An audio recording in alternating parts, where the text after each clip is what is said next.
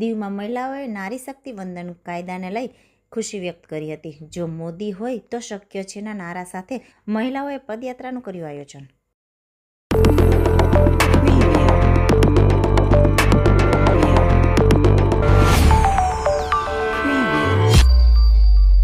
કેન્દ્ર શાસિત પ્રદેશ દીવ ખાતે કેન્દ્ર સરકાર દ્વારા લોકસભા અને વિધાનસભાઓમાં મહિલાઓને 33% અનામત આપવાના ઐતિહાસિક નારી શક્તિ વંદન કાયદાને લઈ આજે દીવના વણાકબારા ખાતે મહિલાઓ દ્વારા પદયાત્રાનું આયોજન કરવામાં આવ્યું હતું. વણાકબારાના મહાકાલેશ્વર મંદિરથી શરૂ થયેલ પદયાત્રા જો મોદી હોય તો શક્ય છે, બેટી બચાવો બેટી પઢાઓ, મહિલા શક્તિ અમર રહો અને મહિલા અનામતનું સ્વાગત છે જેવા નારા સાથે પદયાત્રા નીકળી હતી.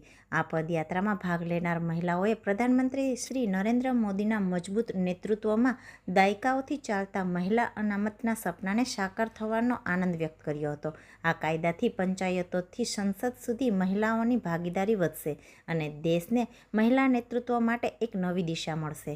આ પ્રસંગે પ્રદેશ ઉપપ્રમુખ શ્રીમતી હેમાક્ષી રાજપૂત, પ્રદેશ મહામંત્રી પ્રતિભાબેન મનીષ સ્માર્ટ, જિલ્લા પંચાયત પ્રમુખ રણજીતાબેન કોટિયા, દીવ જિલ્લા મહિલા મોરચાના પ્રમુખ જમનાબેન ભગવાન, દીવ જિલ્લા ભાજપ મંત્રી શ્રીમતી ભારતીબહેન, શ્રીમતી અનુરાધાબહેન, ચૂંટાયેલા જનપ્રતિનિધિઓ સહિત સ્વયં સહાય જૂથના સભ્યો પદયાત્રામાં ભાગ લીધો હતો. મહિલાઓએ એકબીજાને અભિનંદન પાઠવ્યા હતા અને આ ઐતિહાસિક નિર્ણય માટે પ્રધાનમંત્રી શ્રી નરેન્દ્ર મોદીજીનો આભાર વ્યક્ત કર્યો હતો.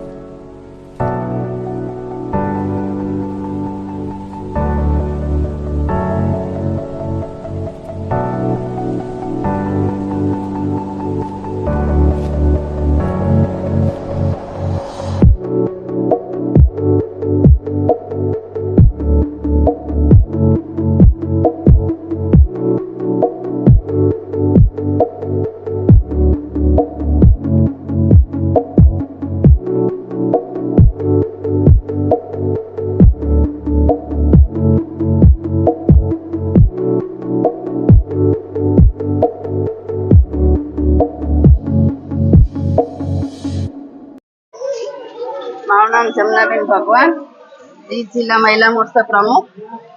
આજના નારી શક્તિ વંદન અધિનિયમ અંતર્ગત પદયાત્રાનું આયોજન થયું. દીવના વણાકબારા ગામે મહાકાલેશ્વર મંદિરથી લઈ અને આઝાદ ચોક સુધી, જેમાં બહોળી સંખ્યામાં બહેનો જોડાયા. માનનીય પ્રધાનમંત્રી નરેન્દ્ર મોદી સર એ નારીને સશક્ત બનવા માટે 33% આરક્ષણ કરવા માટે પહેલ માંગી છે. એના માટે અમે માનનીય પ્રધાનમંત્રી નરેન્દ્ર મોદી સરને સમર્થન કરીએ છીએ અને મોટી સંખ્યામાં બહેનો જોડાય અને અમે પદયાત્રા કરેલી છે.